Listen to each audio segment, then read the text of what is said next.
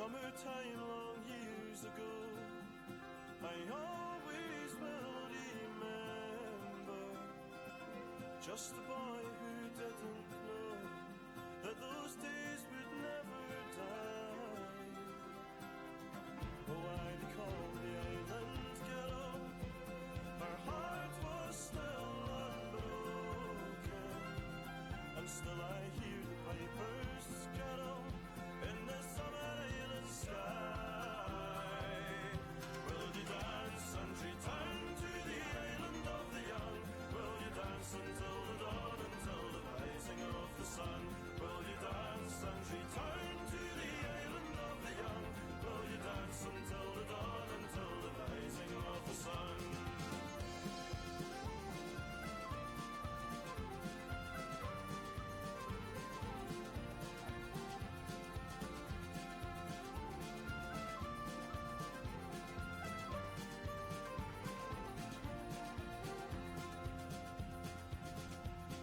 Eyes there's ever been, like sunshine on the ocean, the sweetest smile I've ever seen, and her black armada hair, and in the golden Hebrides we danced until the morning, and felt the warm southern breeze in the summer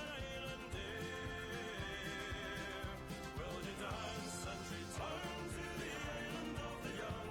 Will you dance until the dawn, until the rising of the sun? Will you dance and return to the island of the young? Will you dance until the dawn, until the rising of the sun?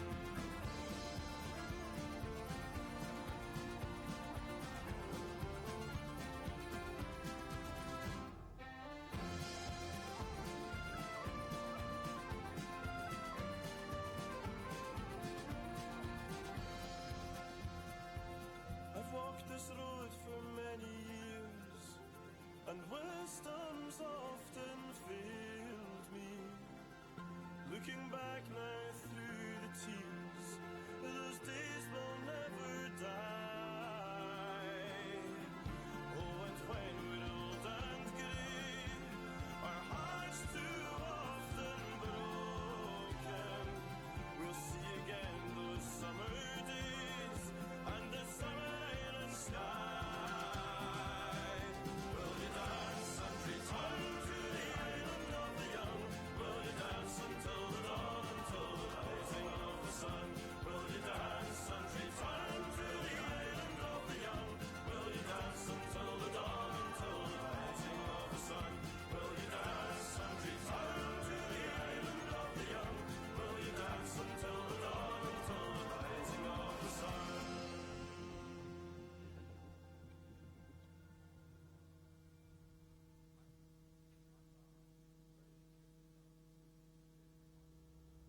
Bring to me the morning and the dawning of the day. Speed up the sun and forward turn the clocks that slow our way.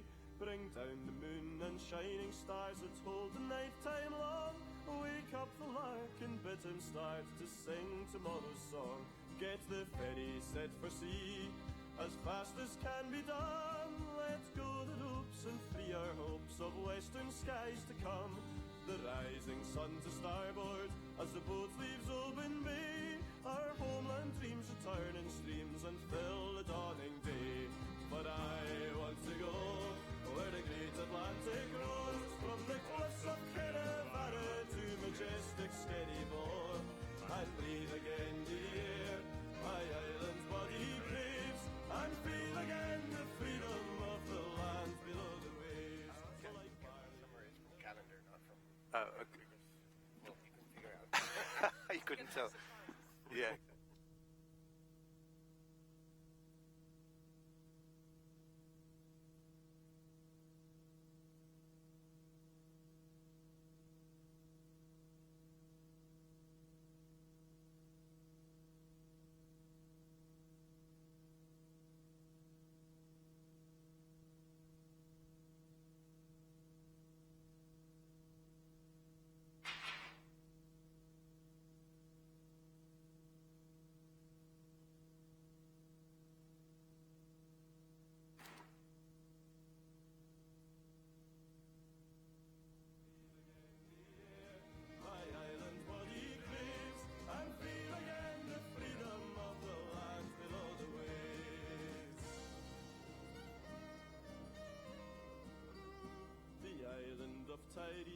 and its land and soil and sea goes through the bone like fire and stone into your born to be.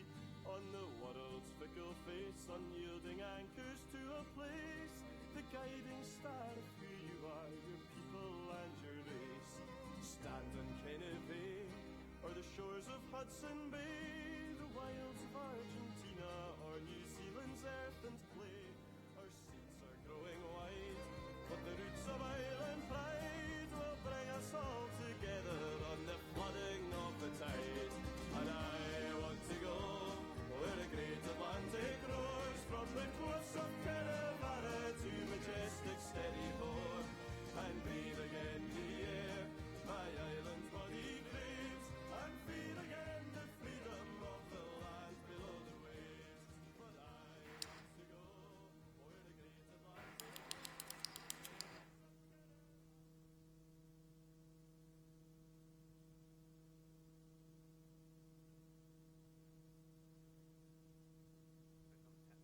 So can you now describe, say, 4 households, a family with 2 children, a retired person? It's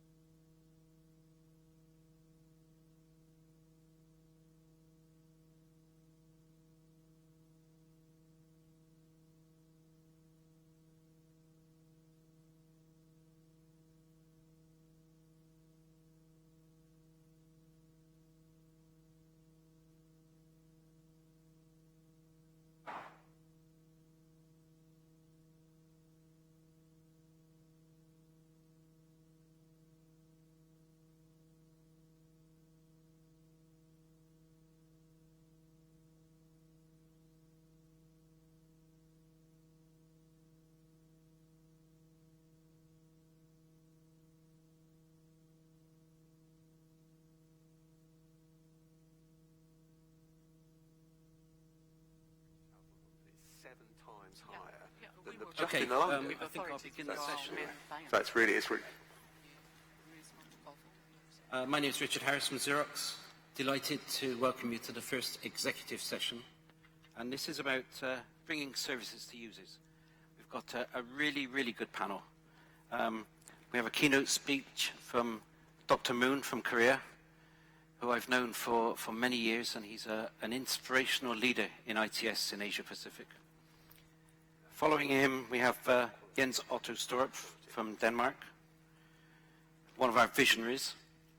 Then we have Chloe Spano from France, and then Sampo Heitinen from Finland. So we have a keynote speech, 3 visionary speakers. Then we have Ben Plowden from Transport for London, and then finally Magda from the European Commission. So we have all of the stakeholders we need for a really good discussion. And I hope that there's an opportunity for you to also ask questions towards the end.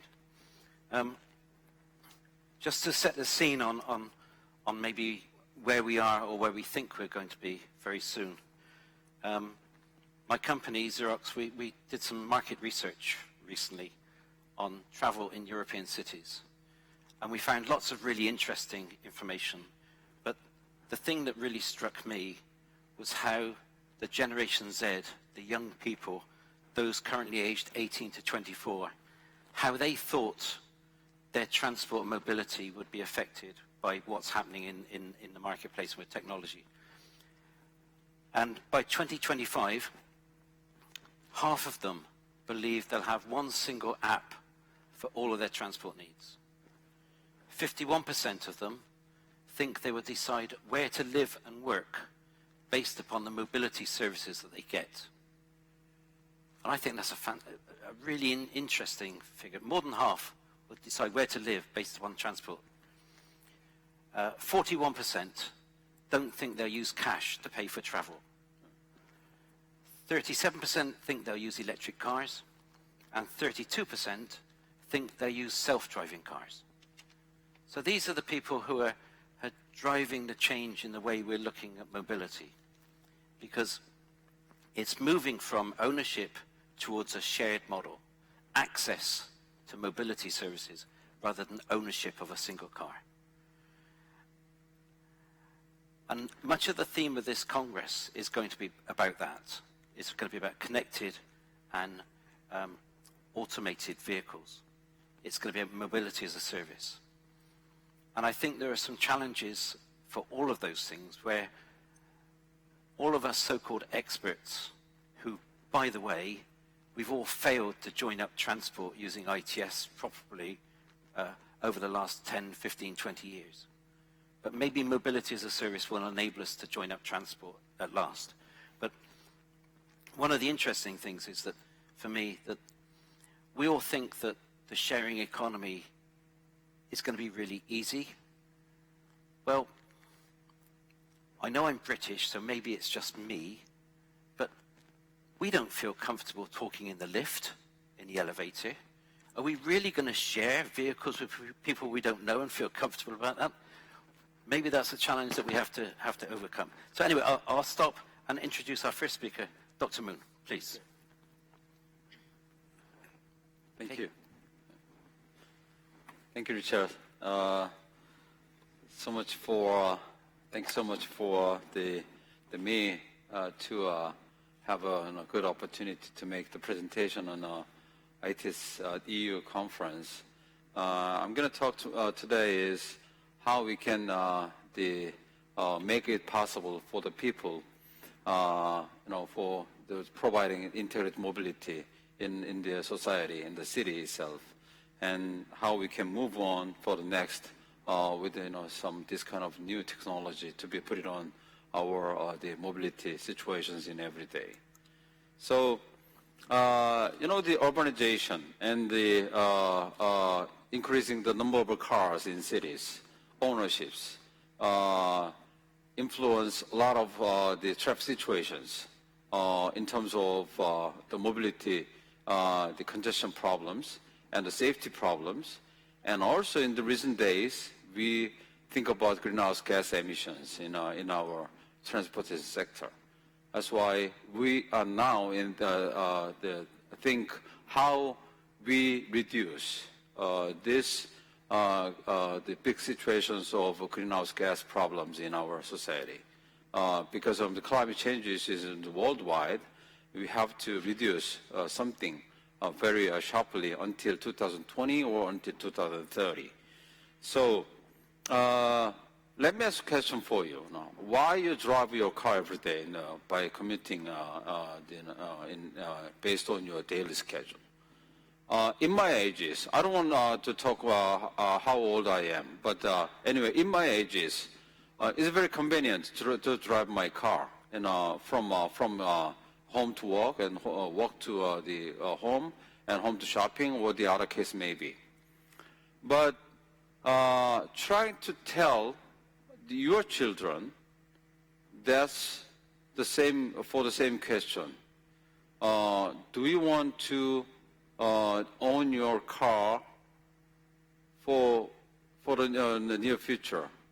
In my case, my daughter, who is the sophomore in Baltimore in the United States, and before she going to college, she just asked me, Dad, please, trying to purchase the car for her to the commute, some the residence area to the school. But these days, she told me, I don't want to take a car because everything on the traffic, everything on the transportation is on her hand. She knows exactly how to utilize Uber, how to utilize the other case of the sharing transportation in Baltimore, city Baltimore, how to utilize, take this public transportation, how to utilize the other case of the mode in Baltimore City. Okay, she take now. She does not need take a car. I mean, by the ownership, the car in a few years, right? That's the big change in the younger people. So everything on your hand. In case of you take care of your daily trip or weekly trip or monthly trip, right? So that's the reason why we have to reduce the traffic demand on the city in a weekday, for example, or Monday through Friday, we have to reduce the traffic demand. That's why we have to control the city, the transportation moving very smoothly, and also very safely, and also very greenly. Okay? So that's why we try to have the new measure or new criteria in the transportation sector. The only efficient, which means in terms of time saving or cost saving, and the safety issues, and another we have eco-friendly or sustainable issues. We called green issues in our transportation sector. That's the reason why ITS has the new challenge in transportation, the problem in the city. That's the eco or green, or we call sustainable or clean, the situations in transportation sector. That's why we take care of the people who drive their car in case we promote or we encourage the driver to make eco-driving, or also we try to tell the traffic management, the people in the public side or private side, that how we can make this traffic management in terms of the greener or the eco or sustainable issues. And also how we provide the people eco-mobility service, mobile services, which is we talk today, mobility as a service or mobility on demand, whatever the case may be. Everything on their hand, on their mobile devices. How we put all this information together, how we put all this infrastructure together, how we put all this, the mode, transport mode together. That's the people's take, their sharing or public transportation instead driving all the day their car. Okay? So that's these days we say integrate mobility with green issues. I called in Korea in green ITS. The green ITS has been introduced in ISO TC 204, which is ITS, the international the standardization technical committee, that the green issues or eco issues to be adapted in the harmonization of worldwide, to making the people utilize a very smart way, very greener way to take their daily trip. Okay, not to drive all the day their car, but trying to have the take public transportation and the other mode together by the sharing the economic concept. Okay, so this is what we are trying to do. Okay, so you already have your smartphone. You already have your some sort of devices, which is we call nomadic devices, okay, and mobile devices. And so we have all the transportation modes in the right-hand side, which is public transportation, or shared mobility, or the personal mobility, or the other cases of the transport mode that's to be put together by the integrating sort of information or the other the kind of management issues. And then consumers take all the information, okay, as an integrated mobility concept. In the European countries, they called mobility as a service, which is MaaS. And in United States, they call mobility on demand, which is MOD. In Korea, we call mobile transit. Okay, so this is all together based on eco and clean or green ITS concept provided to the consumers, which is the peoples or citizens. So I'm going to introduce some Korean the people trying to have the new paradigm of this mobility integration project in Jeju Island. Jeju Island is located at the south of our Korean peninsula. The people, the number of population is more than 650,000 people living there. And from the north to south, we have almost 70 kilometers.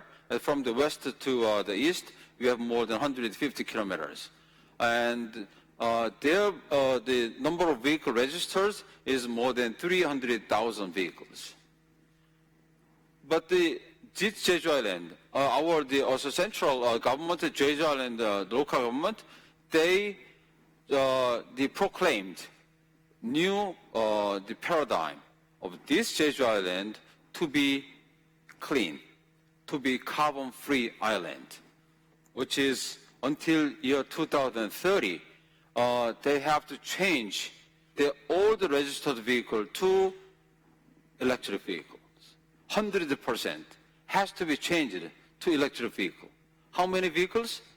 More than 300,000 vehicles have to be changed to electric vehicles until 2030. And infrastructure, right? And based on this, the electricity, the powered by the the energy, 100% to be changed to wind power and solar power until 2030. That's the big the vision. Our Korean government and the Jeju local government, they announced this one to the whole public in Korea and the whole worldwide. Okay, that is the reason why all the electric vehicle, the OEMs, they trying to knock the door to Jeju Island to have their business on there. Okay, so this is what the challenge. Just think about it.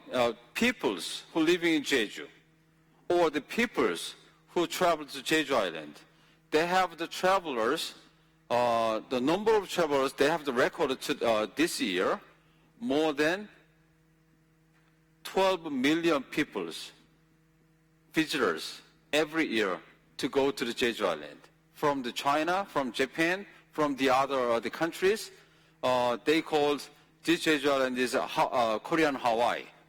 That's why many people trying to be there, and they want to take the rental car every day. More than 20,000 rental car is running all the day through Jeju Island.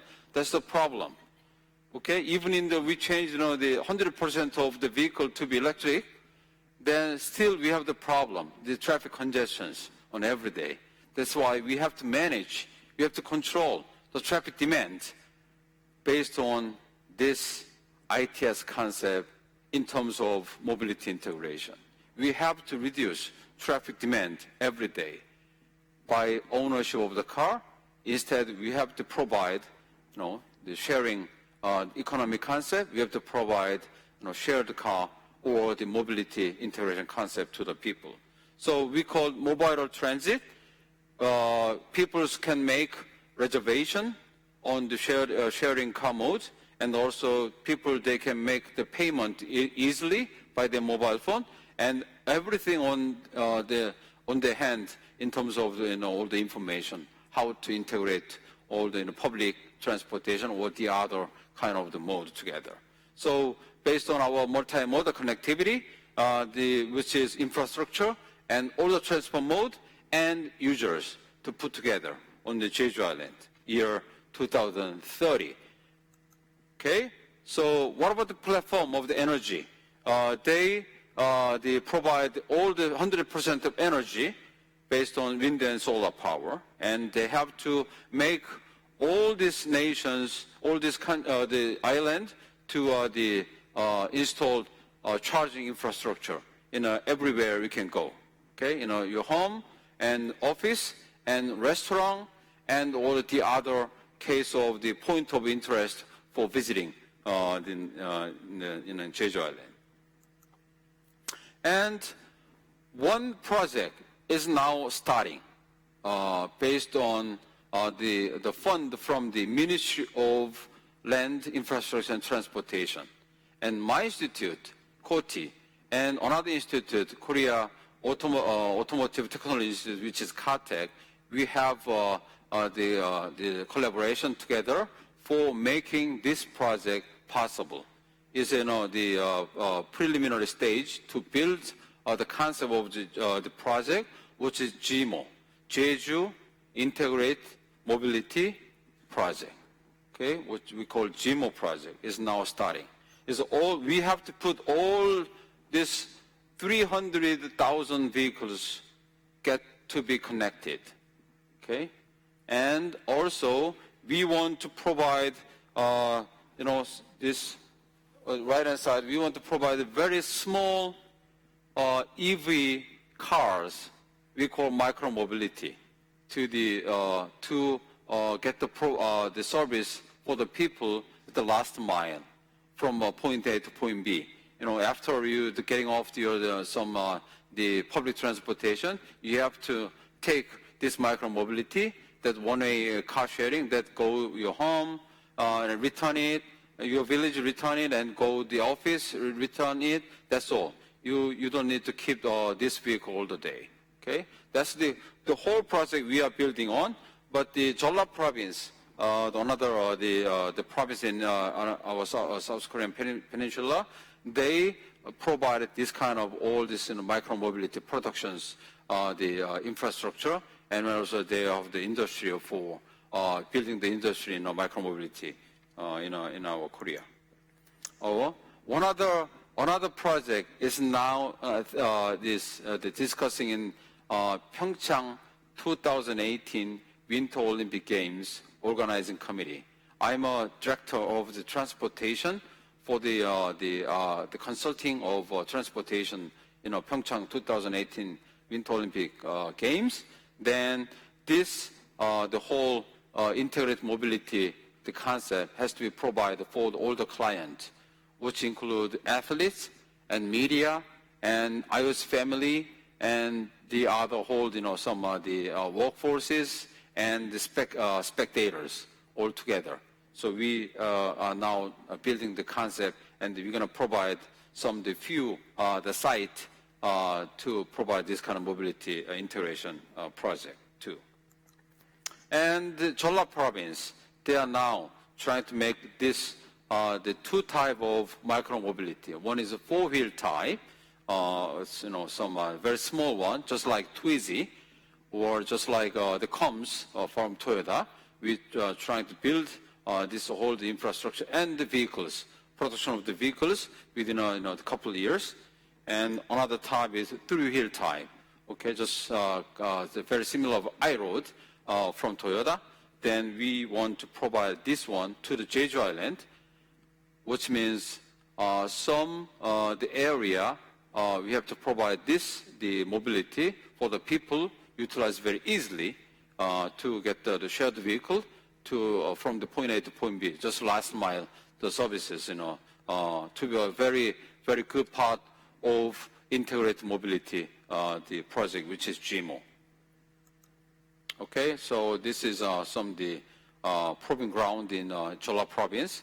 When they produce this micromobility, they have to the test and the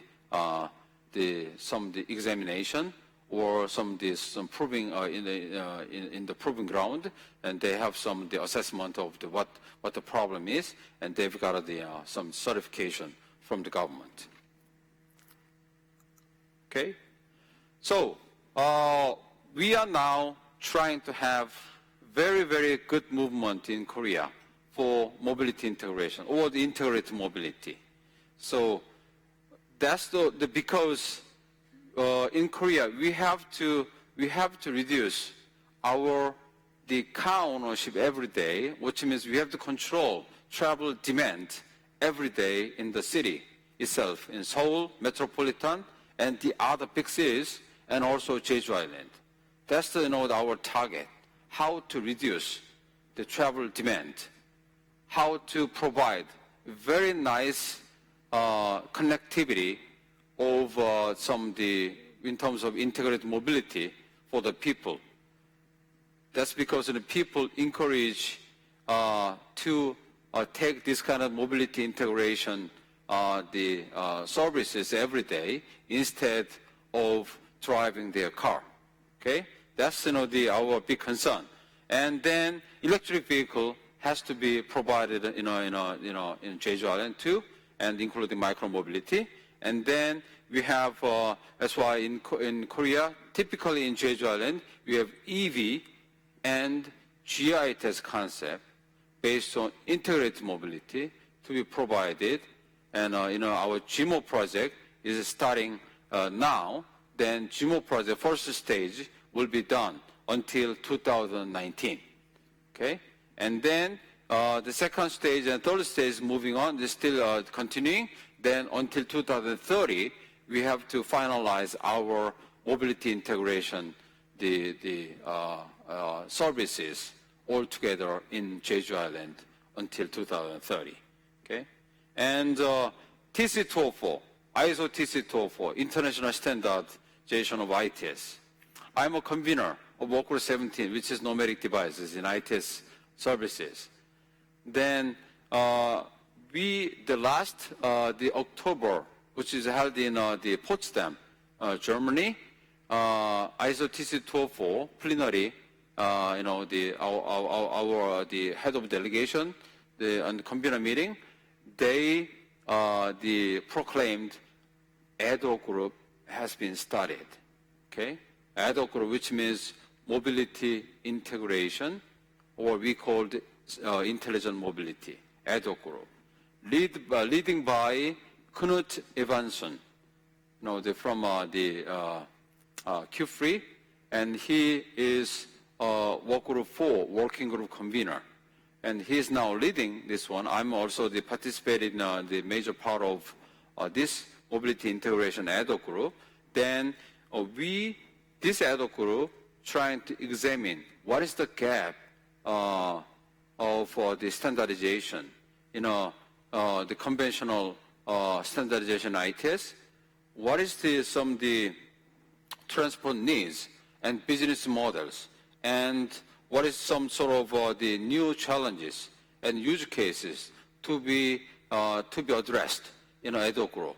In that case, after this coming October, the meeting in Auckland in New Zealand, TC204 may decide this ad hoc group goes to another working group, which is working group 19, or this will be not so limited working group level.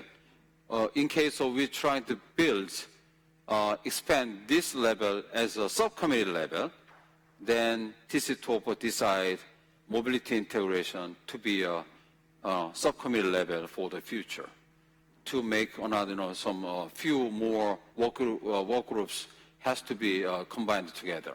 Okay, so this is big issue, has to be addressed in TC204 for the future. That's why I need collaboration.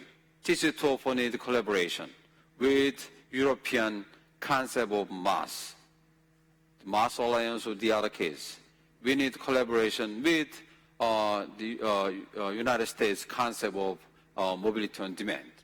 Okay, we need collaboration on other countries how to make this kind of the similar business models, or how we can make some of the harmonization, international harmonization, or international standardization for the future in the TC204 level. Not the only European, not the only the United States, not the only for Asian Pacific countries. We have to put all the harmonization together in TC204. That's what we want to discuss today, in how we can make it, what to do and how to do. Okay? This is end of my presentation. Thank you for your attention. Okay.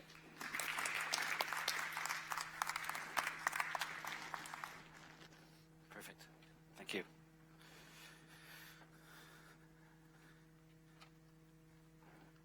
Thank you, Dr. Moon. Really interesting and major initiative again from Korea. When we were there for the World Congress a few years ago, it was amazing how much they'd achieved in such a short time. So the focus of hosting an ITS World Congress had really galvanized all of the stakeholders. And that work has continued thanks to the dedicated work of people like Dr. Moon. So now we're going to move on to our three visionaries. These are three people who are working independently, but aware of each other's work, I think, on how we join up transport and how we make it easier. So Our first one is Jens Otto. So Jens, would you like to stay there and say a few words about what your initiatives are, please? Yes, thank you. I'll just start to say I'm very impressed by your vision and your project.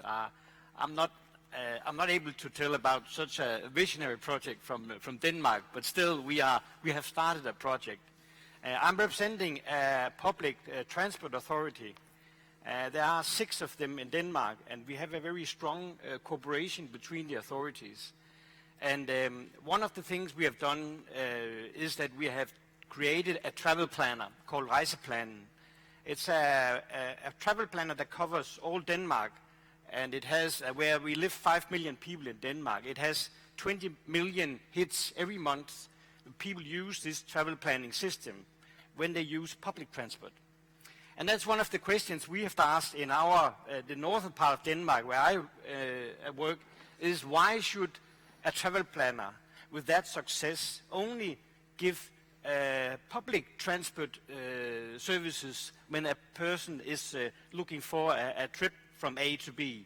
Why shouldn't we represent private owned transport services like it's been like in your project?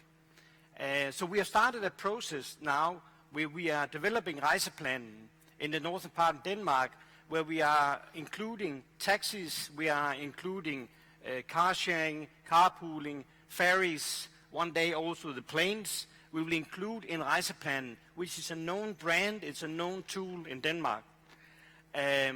So in that way we make it a broader integrated mobility platform. What I will just talk about is what happened the day where we launched this idea. Because then we're talking about stakeholders. The day after we launched this idea, the press they loved the story.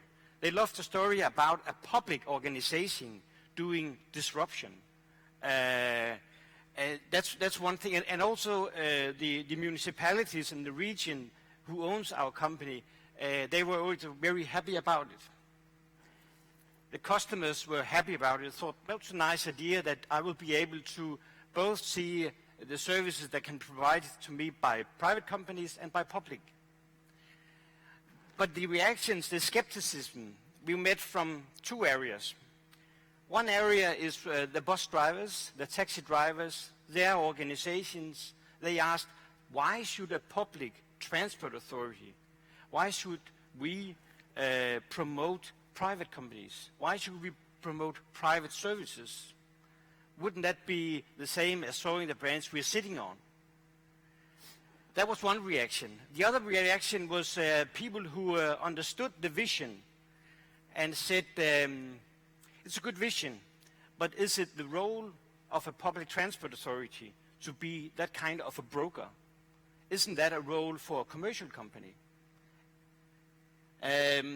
That's very, I'm not saying I have an answer to it. I'm just saying we have started the process, and we are now going into a pilot project where we have started up the process. But whether it should be us as an authority that runs this broker facility or it should be private, it's a good question. But we have started the process now, and we are hoping that by 2017 we are actually able to launch a new version of this travel planner, only for the northern part of Denmark, and a limited area like your island as a limited area. We will try it. It will be a pilot project for the rest of Denmark. And then if we have success in integrating data and business models, I will be sure that it will be a sort of a Danish, a national project also. I have no doubts about the technology. I'm sure the technology is there. I mean, we've heard today, we can go into the exhibitions, the technology is ready. It's only a matter of, are the players, are the stakeholders, are the taxi companies. In Denmark, we're not going to face one taxi company. That would be very nice to have a data integration, a commercial agreement with one company. In the part of Denmark where we live, which is a limited area, there are at least 100 different taxi companies we have to deal with to be sure that we have a data and we have the sort of, we can put the demands on their products and we have a commercial agreement with them. So it's very, And some of the companies are big, and some of them are small. So I won't say it's a project which is not possible to go through, but I would say that we are meeting the challenges of the readiness of the stakeholders. And this is funded by public money? Sorry? It's all funded by the authorities? Yeah. Yes. Because they want to give better information to unlock the community-wide benefits of the services? Yes. Perfect. Thank you. Our next visionary is Chloe from Cityway. Chloe, would you like to make your statements, please? Thank you. Well, I'm part of Cityway, so we are seen as a mobility data integrator. We've been working for 15 years now with authorities on behalf of citizens to provide solutions for mobility. And of course, when we see the mass, we see it as more on the technical side. But I totally agree with what you were saying. It's just we need to work all together. All the stakeholders that are private or public needs to work on the same direction, because the technology is here. We need the integration. We need to work with the road, with transit, with all the ride-sharing solutions that exist today, the on-demand mobilities, to provide flexible micro-transit solution for the community. So today we hear that the technology is here, but it's here, but still we are missing some political or governance decision on how to integrate, for example, the fares, the ticketing part.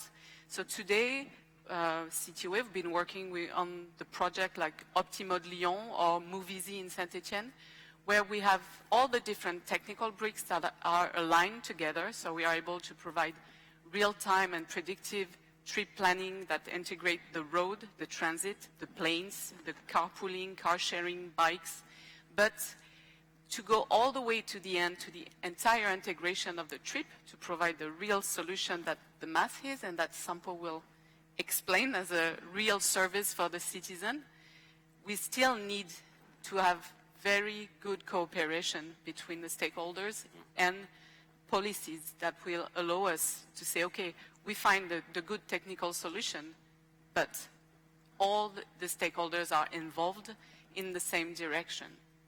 So today it's not always easy.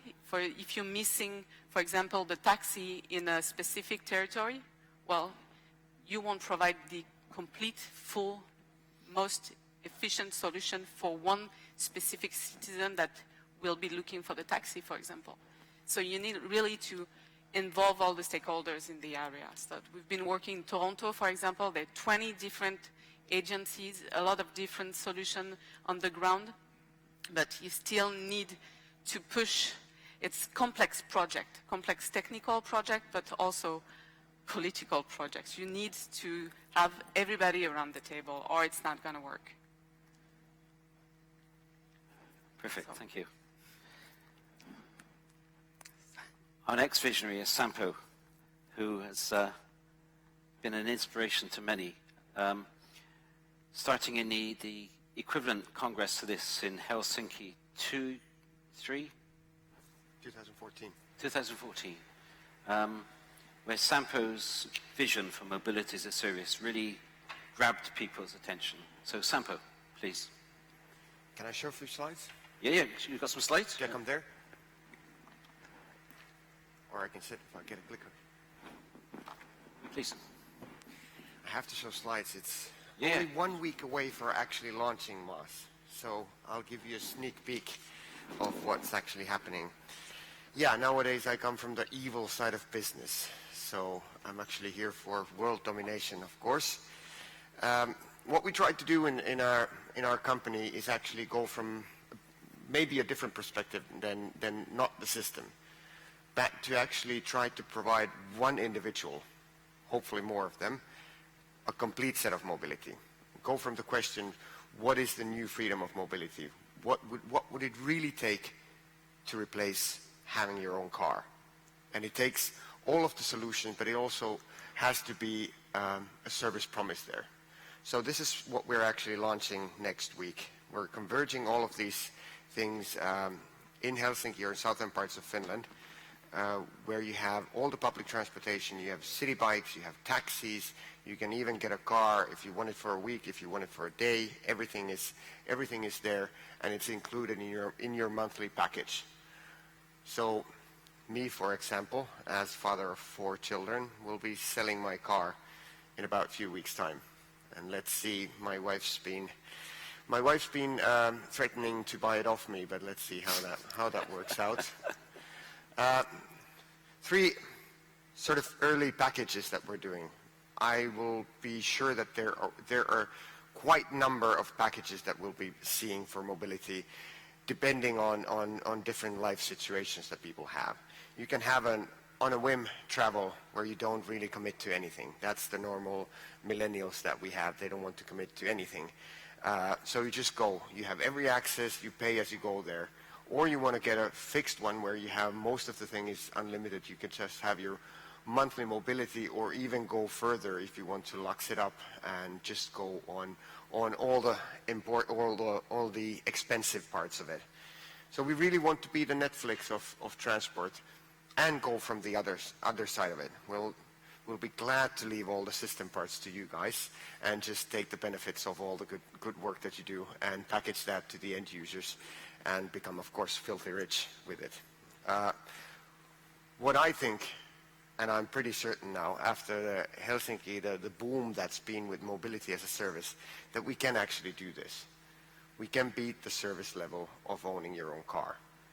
But it has to be thought from the perspective of not just, doing one A to B travel, because that's just the ingredient.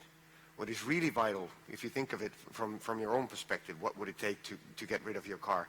You have to make sure that you cover all the A's and all the B's, because otherwise there will always be the excuse, I have to take my grandmother here, I have to take my kids there, I have to go to the summer house or anything like that. If you don't answer those really hard ones, then I think you're missing out a lot on the market. So that's what we're launching. You had a sneak peek of what we're launching next week. Very nice. It's actually happening. Wow. Thank you, Sampo. So now we've had our 3 visionaries, people who are changing the world for us. Now we come to Ben. Ben, Thanks. Ben has the challenge of keeping London moving while everybody is trying to change everything. So, Ben, how do you react to all of this? Opportunity or threat? I don't think we know yet.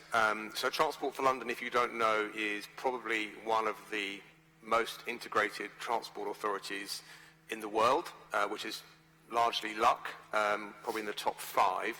We run all public transport, we operate the road network, we regulate taxis, we have a single payment platform, we do a lot of information around customer journey planning.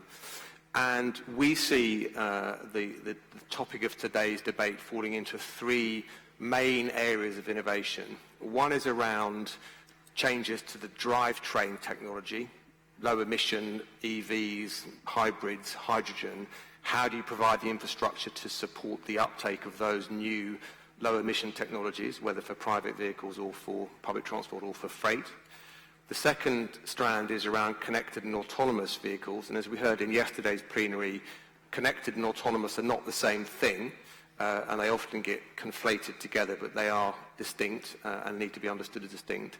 And then the third area is what we're talking about today, is around mobility as a service, which is both the move towards a sharing economy in transport, people paying to use a common resource rather than owning their own resource, but increasingly, as you just heard from Sampo, about aggregating all transport services through a single sort of booking and information platform. And the challenge for a transport authority like Transport for London is twofold. Firstly, how do you make sure that the public good is the product of this innovation? And in London, we have achieved, over the last 15 years, a net shift away from private car use to public transport, walking and cycling at a time of rapid economic growth. So we've sort of broken the link between the city's economy and increasing use of private vehicles. So broadly speaking, just as a matter of physics, I think the public good probably means continuing with that trend through this variety of transport solutions. And the second question, which Sampo's just touched on, I think very interestingly, is how does a big transport bureaucracy disrupt itself? Because these technologies are coming forward in the market, whether we like it or not. People will make market opportunities for themselves to take away ridership if that's where they can find an economic return. So I think what's so interesting about what Sampo's doing and what you've heard from the other speakers is how do big transport organisations absorb these innovations in a way that is not stifling them, is not shutting them down, but allows them to form part of a single ecosystem. So the challenge for us is as a transport provider, as a regulator, as a public transport operator, is to make sure that we are aware of these changes, that we are anticipating them where we can, and bringing them inside the city's transport system rather than have them cannibalize the system from outside. And I think that is achievable, so it's an opportunity, but I think also there's some significant challenges because most of the organizations bringing forward these innovations are moving 100 times faster than Transport for London could probably move. And the question is, how do we keep up with that innovation in a way that as I say, is in the city's overall public interest? Thank you. Our final speaker is Magda, and she has the most difficult job, because I'm thrilled that we have our best and brightest people in the European Commission, but it always ends up as we're waiting for them, because when we face a challenge we don't know how to answer, we say, well, the Commission, come on, you're in charge of helping us get interoperability across Europe. What are you going to do to help us? Are you going to regulate? Are you going to give us guidance? And just looking at the range of approaches we've already identified today, it's an almost impossible job. The reason that Uber suddenly became so effective was because the regulation that was put in place to try and make services better for people using taxis. And look what's happened, it's totally backfired. So sometimes the regulations may achieve a short-term objective, but sometimes they create something which is later much more disruptive. So, Magda, your thoughts on what you've heard today, and maybe some guidance, please. I was just, can you hear me? Yes, you should. Does it work? Yeah. Okay, as you noticed, I'm provided with different type of mic to make sure that I don't come at any point in the discussion, but I'm not saying I'm being discriminated against, don't worry. Seriously speaking, it's been a very impressive range of presentations to me, because on the one hand, I sort of know of most of the things or types of activities that you have mentioned, but it's not very often that you actually have a combination of the very specific examples of things happening. And I have to say the presentation from Dr. Moon is really something. Can we make sure that the ITS World Congress around 2030 happens in the Jeju Islands so that we come and test whether you have really achieved that? But you know, if you look at all those innovation things coming up in the area of transport, as Richard rightly said, there is very often this appeal to the Commission, indeed do something or don't do anything. And sometimes it's like there are two extreme approaches. One approach is saying innovation will not happen until we have a regulatory framework that will allow for that innovation to happen. And I'm sure you all agree that this doesn't work like that. And a lot of innovation happens in spite of regulatory frameworks still trying to catch up. But on the other hand, there's also this approach that because I'm innovative, I'm not subject to any regulatory framework because it's only tying my hands. And I think what we heard today clearly indicates that we are actually quite good in the EU in terms of effective solutions coming into place at a sort of more limited space or scope. That's why it works so well in many European cities. That's why in terms of integrated transport operators like TfL, it's possible to do it. That's why many different regions in the EU are coming up with solutions that will help them to integrate the transport services, not so much in the back office, but in terms of what they are offering to the end users. But where we are still lacking is to have a vision how we can create a framework where that type of new way of addressing mobility needs of people in the EU will start to function to the same extent across the EU. Those of you who heard me at other events, you will know it's like my mantra. Look at the countries, cities present on this stage.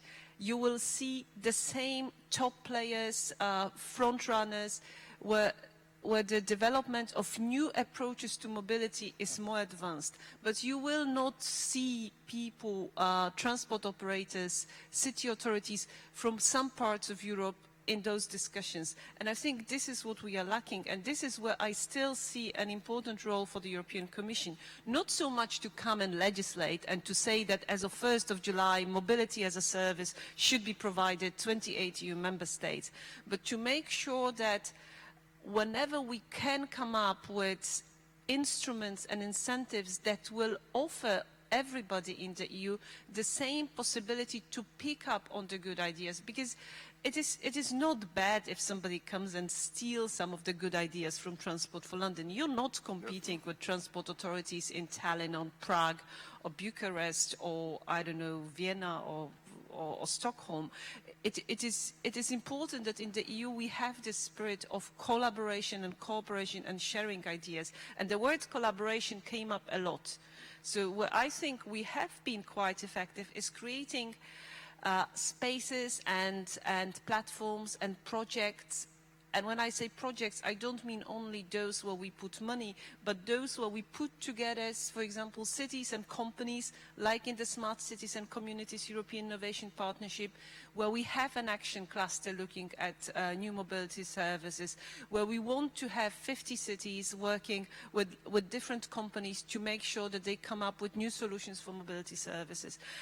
But this question, at which moment which level of authority should step in is a tricky one, and it will remain a tricky one.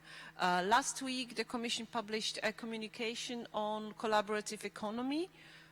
It covers the entire sector of economy, not transport is only a small part of that. But I think a very important statement in that communication is that the Commission fully supports the development of new types of services, new types of activities. But we also recognize that member state authorities are sometimes struggling with all those newcomers arriving into the market. And what we call upon in the new, what we call upon with regard to member states is that when they look at regulating their markets, many of the areas where those newcomers arrive, and I'm again not talking transport only here, are areas that are regulated at the national level and not at the European level. But this regulation needs to be done in a non-discriminatory way, and it has to be done in a proportionate way, and it's one of those key words in the European treaties that always makes lawyers puzzle what is and what is not proportionate. But I think it will continue to be like that. It will be a bit of, testing, checking, trying with the regulation, or maybe we actually don't go there, maybe we need to look for other instruments. Perfect. Really good answer, really good intervention. And I think one of the themes which is underpinning all of these discussions are how do we get the balance between the private sector and the public sector?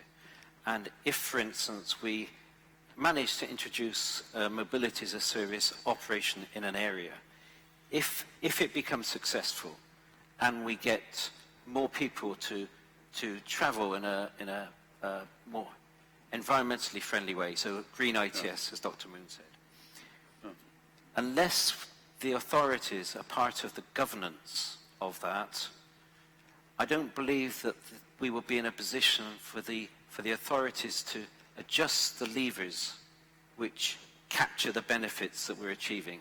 So if, for instance, we get people to use their private cars less, other drivers will just take the space unless we adjust those levers like parking restrictions or demand management. So for me, the balance between the private operators and the authorities has to be so that they work together to balance mobility to get the community-wide benefits. Ben, what do you think about that? Do you think that that's a role that you would be comfortable playing? Absolutely. And I mean, if you look at transport in London, quite a lot of it is provided by private companies. So the bus network in London is operated by private companies under contract to TfL, where we specify the service, we specify the timetable, we specify the vehicles, but it's a commercial operation run to our specification. We regulate taxis. We don't operate taxis, but we make sure that taxi services are safe, that the drivers do not have criminal records, that if you have a complaint, you can have it dealt with. So I think that the marriage between sort of public sector sort of setting of standards and expectations and private provision is already very well established. I think the challenge here is that the innovations that are coming forward so quickly and have the potential to disrupt and potentially kind of challenge the business models that are already in place. We just have to work out how to respond in a similar way to marrying the public purpose with the private returns that private companies want. And in Helsinki's case, that's being done through a private company, but in the public interest. That might come differently in another city like London or in Denmark where you have a public authority doing it, but I think the outcome is going to be the same. Sampo was first. Sampo. Yeah, I think that it's all about the biggest innovations in this field actually happen in regulation, to be honest. It's how do you mix these two things.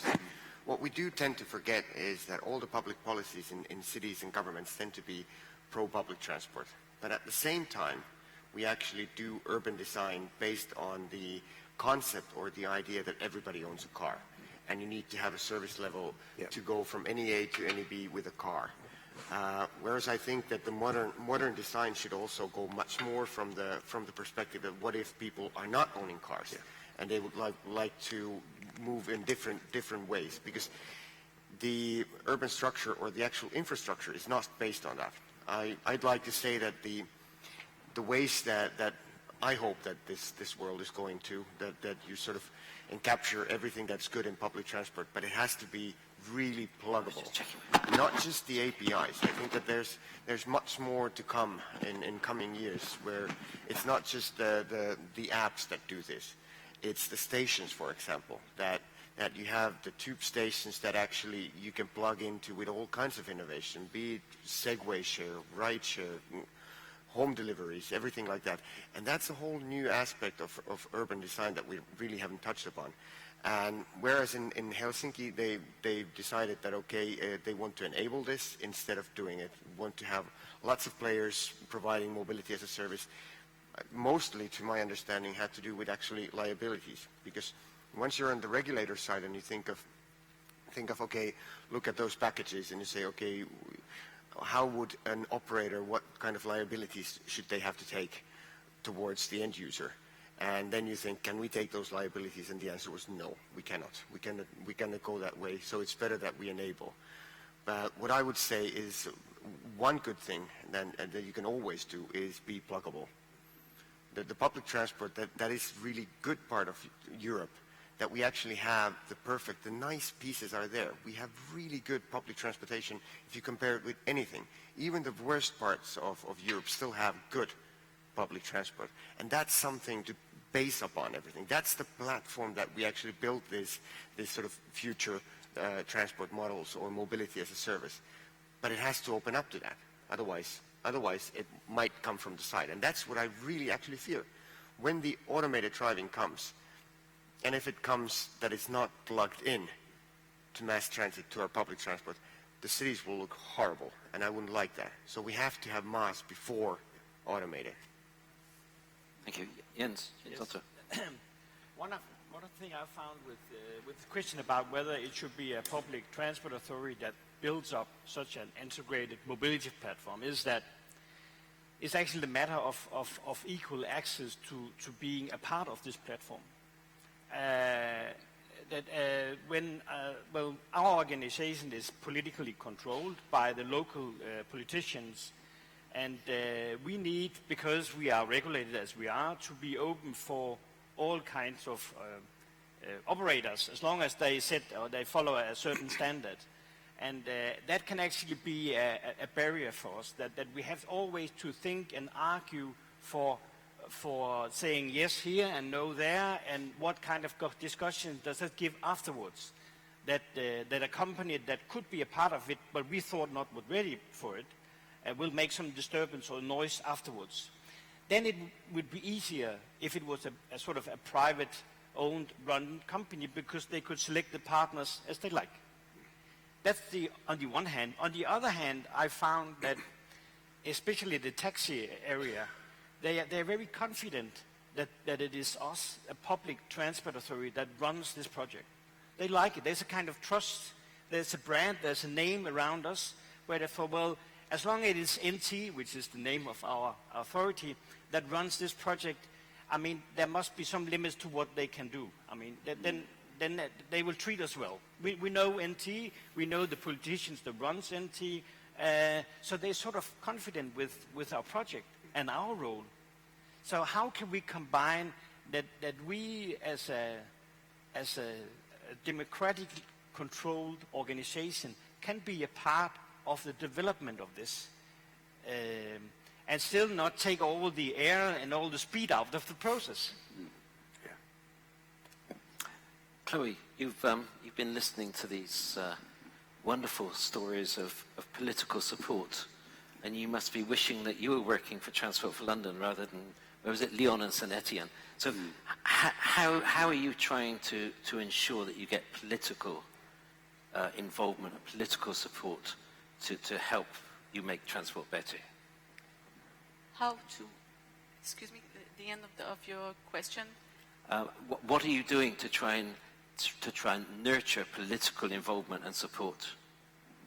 Well, we talk a lot with, well, our main clients are authorities. So, but when we feel that a project is starting, we talk a lot with them, and we try to give them the experience, information on the experience we had. What we can say is that on the major, most innovative project, main integrated mobility platform like Optimode Lyon, you have a powerful governance that will bring with her all the other authorities and all the different stakeholders that are private, that are working on the specific territory. So they're gonna involve them. So it's not taking the data or taking part of the solution away from them. It just say, okay, everybody is going to be involved there, and then we need to go further and then open up to the system so we can integrate further, more partner afterwards, more modes, more innovation. So when you see the AV coming also, it's just like the platform, they should be scalable and they should be able to handle this type of new technologies. So you need to have a strong core. You don't have to have a main big system at first, but you need to have a strong core when all the mobility will be integrated to work together, because what you want to do is provide a different solution from A to Z, but combining all the solution for one user that is going to look, because he likes to bike, he's going to look for bike solutions. So a lot of different criteria you have to take into account. And on major projects, we most of the time see the strong governance, the very strong, like for the Grand Lyon, they are involved in the project and they lead the project. And that makes a difference because there's a lot of agreements with the partners, the public and private partners. So I don't have the keys to how they do that, but I know that they talk a lot, they have very good cooperation with the partners, and that makes a difference. Very good. Dr. Moon, one of the things that really impressed me about Jeju Island is that you have a plan. And you have a plan not for the next 2 years, but you have a plan right up to 2030.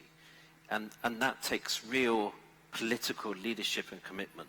So is this a government-led initiative, or is it a group with private sector? How have they managed to have this long-term vision and actually begin to work on it? Right.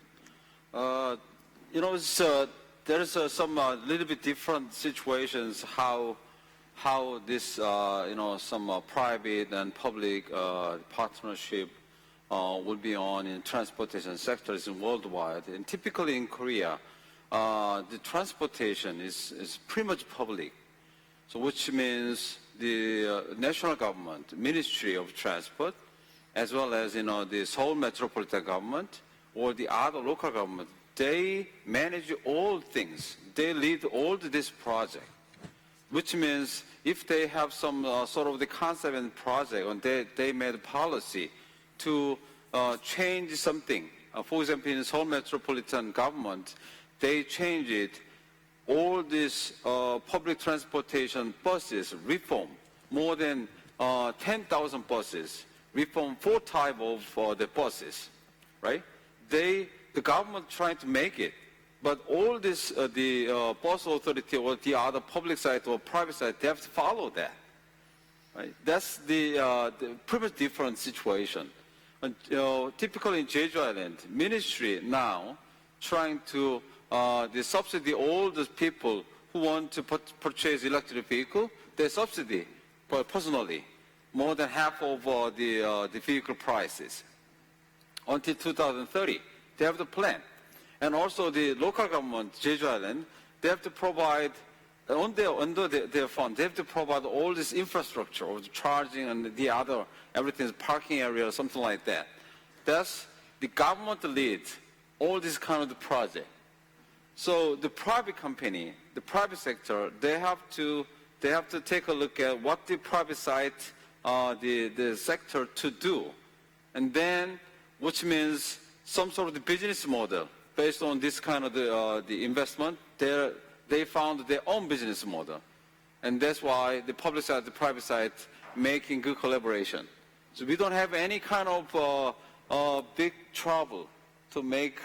In case of the government trying to lead everything, but the private sector to make the collaboration so far. That's one. We have the good the experience so far. That we don't have any trouble to make this will be happen on year 2030. Also, some periodically we have the first stage until 2019. I think we don't have any problems to make some public and private collaboration, and also making the good business models too. Brilliant. So if we do it in Korea, it's really easy. Sure. Magda, I saw you twitching. Did you want to respond to any of this? Yes, just one comment and actually one question. Yeah. Comment, we talk a lot about the public and private actors. I think what is also needs to be acknowledged that it's not only transport actors that will be seen coming onto the stage. Whenever we talk about the future cleaner mobility, we always talk about the need to integrate better transport and energy sectors. We also talk about, or we also envisage actors that are not related to the transport sector, are not necessarily brand new companies like Sampos, but are companies from, you can imagine, I don't know, investments fund that will decide, I want to go for that, or which will be even more interesting or maybe more complicated, a public sector actor that will decide that for whatever reasons they want to get involved in the mobility-related topics. A question to Sampo, actually. We have been discussing mobility as a service for quite a while, and we even made a bet last year whether he'll be able to launch this summer. So it seems I need to buy him Belgian beer, and not he will buy me a Finnish beer. But a question, one thing I never sort of thought about, in the concept of the mobility services that will be offered, what happens with sort of goods, shopping, freight related mobility services, because you're basically addressing individual users. But quite a lot of mobility in cities is related to issues, you need to pick up your parcel, your furniture is being delivered to your house and you need to pay for that, or things like that. I mean, are you looking also at having providers as part of the mobility service providers in your concept that will also take care of that part? Yes, I think that we're already integrating some parts of that because, of course, in many cases it's much more convenient for the end user that you don't have to move, that something moves to you, and it's actually even more productive if you can make it into enough critical mass. And I do think that there's why it's the traffic of end users that is a big question is because it's so unproductive at this moment. Most of the money, most of the value in that market is based on the car, which is used 4%. The big logistics, they've already kind of done their work. You don't have any ships or trucks that only work 4%. But the part that actually touches human, not the big freights, but the part that touches human, I think that there's big disruption underway. And of course, as part of mobility as a service, because it's something that touches you, we'd want to integrate that. But it's actually not only that, because I think that the market will move pretty fast to a place where this becomes more and more irrelevant. If we make it easy and convenient for you, you don't really care. Like with your mobile phone, you don't really care how you are connected as well, as long as you're connected. So it will become a question of what do you want to do with that 90 minutes that you actually spend in transport every day. So we need to be integrating gyms in vehicle. This is not next year. We make a different bet on that. But gyms there, offices while you work. For me, the package will be integrating. I've designed this package of 30 minutes of more sleep, which means that I don't have to do porridge for my kids every morning. That the porridge will be waiting when they go on some means of transportation, and I don't have to worry about them afterwards. So there are lots of other things that are coming, and I think you're absolutely right.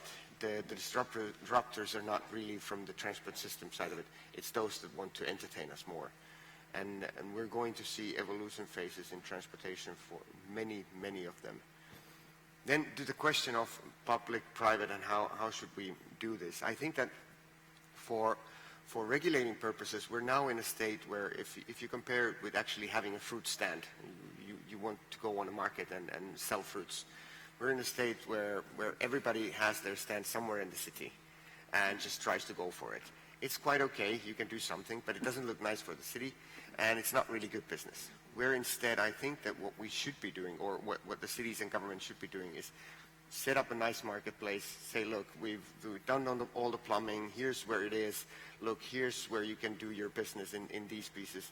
It's not a bad thing. I think in mobility, if you're sort of proactive in that sense and do the right things, you can actually harness a better market. Because eventually, what I am worried about in European ways is look at the investment going into mobility at this stage. Huge investments. GM just took down their production by $5 billion to invest in mobility. Do you see the investments coming to Europe at this stage? We have the best innovations in Europe, but somehow we're discussing these roles and everything, and at the same time the investment they go to Asia or they go to America. And this is what I really worry about for Europe, is that we're not taking advantage of the innovations that we have, right, because we think about these all issues and should we do it on public or private side. If the service provider should be a public entity or private entity, that's pretty simple. If the question is, should you base your mobility on owning a private vehicle, or should you go more into mobility services? On this side, hundreds of beautiful options. I can bet that any car OEM spends more in marketing, branding, and design than all cities put together. So on this side, lots of beautiful variation, lots of branding, lots of marketing. And you'd have on the other side, a city-run one service. Do you think that's the market that really is going to address people's feelings about having cars or not having cars? I don't think it's going to be that way. Definitely not. Thank you. Dr. Moon. Yes. let me ask a question for you. This side, mobility side, one service. What is the benefit for people to take this side, right? So, because if you decide not to drive your car, but you take this mobility, the services on this day, based on your daily schedule, what is your benefit?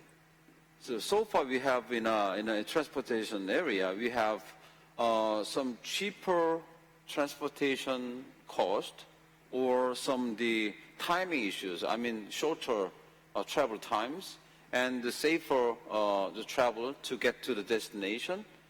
And but I have the issue is the greener in case when you decide this the mobility side, so after 1 year, you have something to get the credit from the service provider or from the government or from the central local government.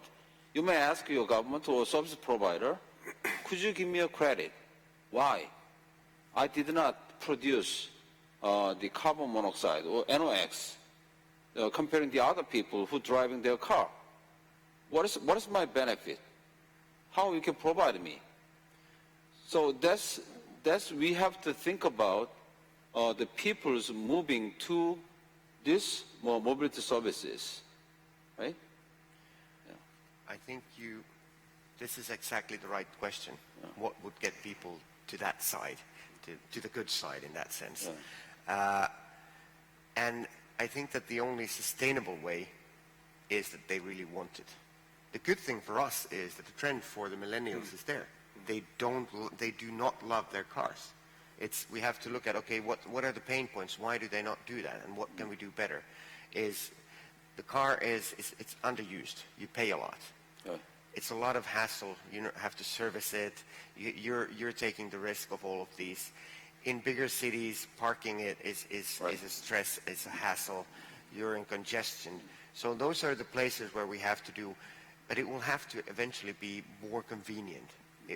But at the same time, if you want to do that, you still have to have the freedom of mobility is, I could argue, it's one of the biggest dreams that we have in our heads.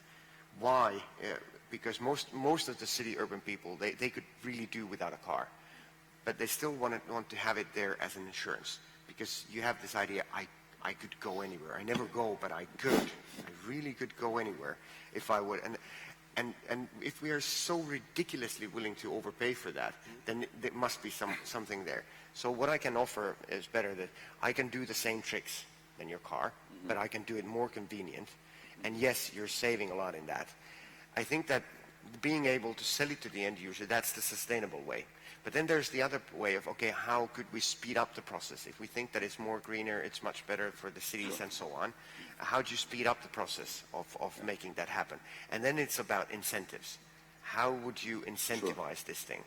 At the moment, it's sad to see that actually the incentives are there to have your own car. Parking spaces are everywhere. All the cities are built for that. Actually, getting a company car is really a good option in too many countries, so that you just do it that way because it's been fought a long time ago. So it's about, yes, governments incentivizing in a good way. If you do it with giving tax benefits, if the companies are not getting a leasing car but they get a mobility, that's one way. If you give people sort of mobility credits for doing the right stuff, if you put CO2 pricing, there are lots of ways to go about it. But I do think that, yes, incentives are good. And that's one of the best things that actually governments can do is incentivize the markets to start moving. And it's way better than trying to be the operators themselves. Ben, I don't know if my perception is right, but I felt that after the huge success of the London Olympics in 2012, there was a new belief in TfL that you could make a difference and really change things.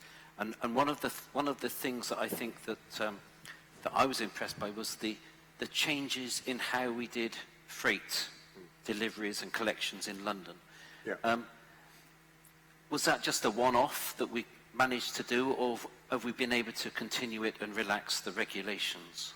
So Magda, I think, quite rightly picked up the question about freight and servicing. The fastest growing road demand in London in the next 20 years will be vans, not big lorries. So to Sampo's point, the big freight operators and the big customers like the supermarkets pretty much know how to run their systems optimally in terms of just-in-time delivery, full lorries, minimizing the number of trucks they've got on the road at any one time. But our demand for packages arriving just when we want them, when we've paid a premium on Amazon, is going to hugely increase van traffic. So the challenge, I think, for any city is how do you minimize the number of freight vehicles you need on the road to support the economy, and make sure that the kind of new online economy is as efficient as possible in terms of the city's environment. And it's quite interesting, so we're now starting to work around things like, and Sampo made the point, picking up parcels at our metro stations. We're working with employers to point out to them that something like 40% of the deliveries at their back door is actually staff parcels being delivered during working hours, which is not a very efficient use of either their mailroom or the road network. So trying to raise awareness of the patterns of freight distribution and keep the economy going while reducing the volume, certainly slowing the rate of growth of van traffic, is going to be a really difficult challenge. And what happens when you get autonomous drones dropping off parcels is another story altogether. So that's maybe 10 years away, but these things are going to come as well. So where autonomy bumps into freight, I think it becomes really quite interesting. Can I please. just one final comment on that, because I'm absolutely fascinated by that subject.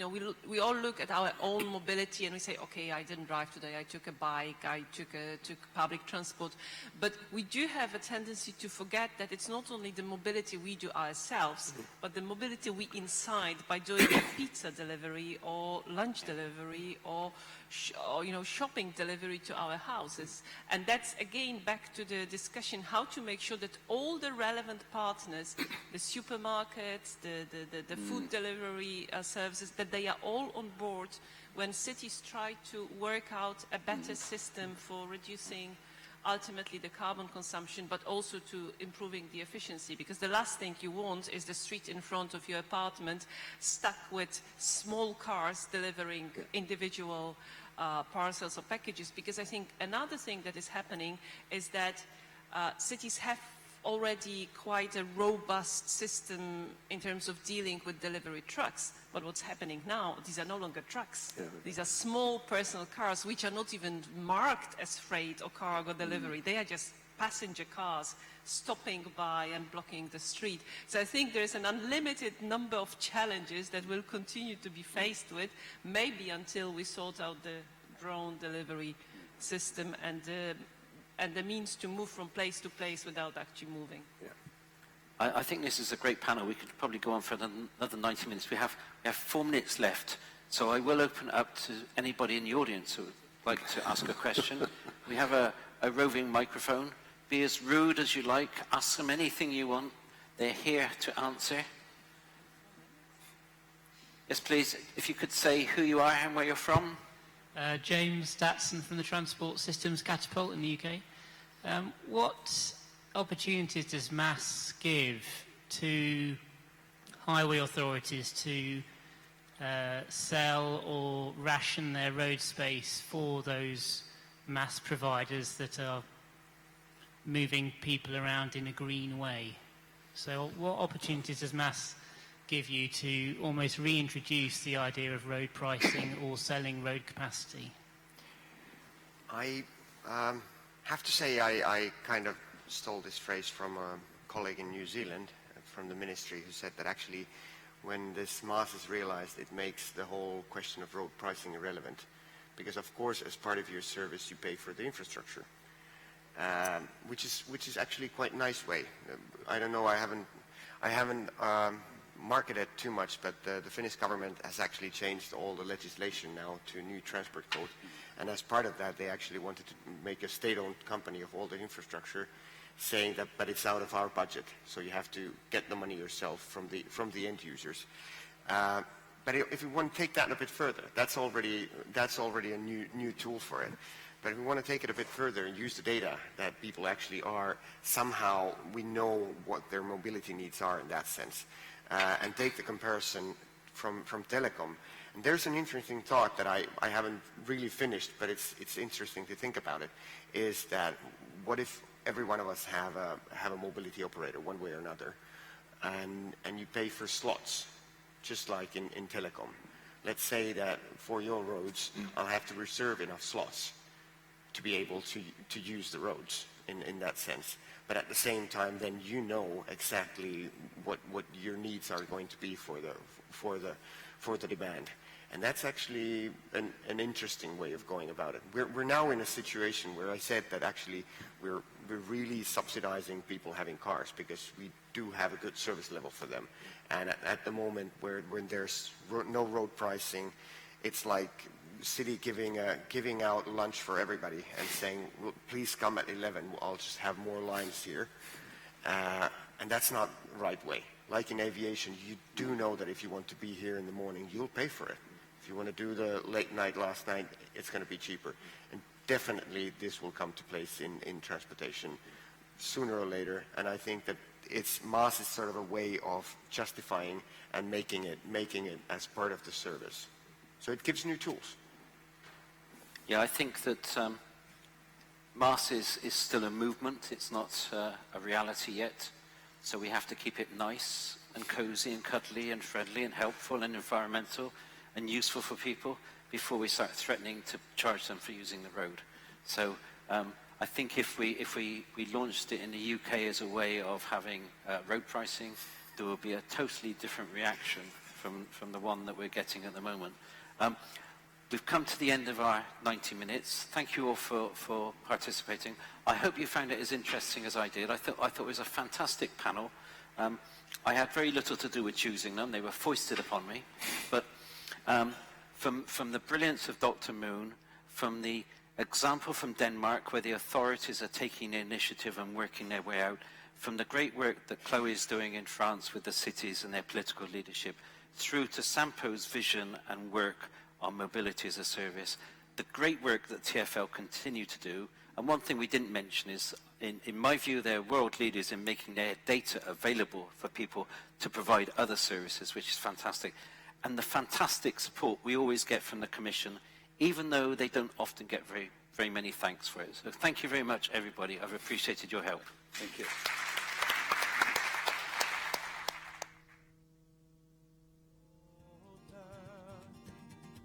I'm gonna make me a good sharp axe, shining steel, tempered in the fire, will chop you down like an old dead tree. It's a dirty old town. It's a dirty old town. It's a dirty old town. It's a dirty old town. It's a dirty old town. It's a dirty old town. It's a dirty old town. It's a dirty old town. It's a dirty old town. It's a dirty old town.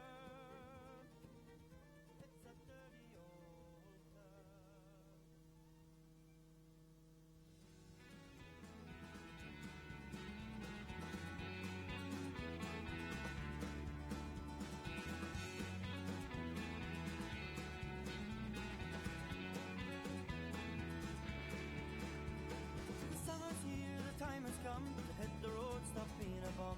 Track goes by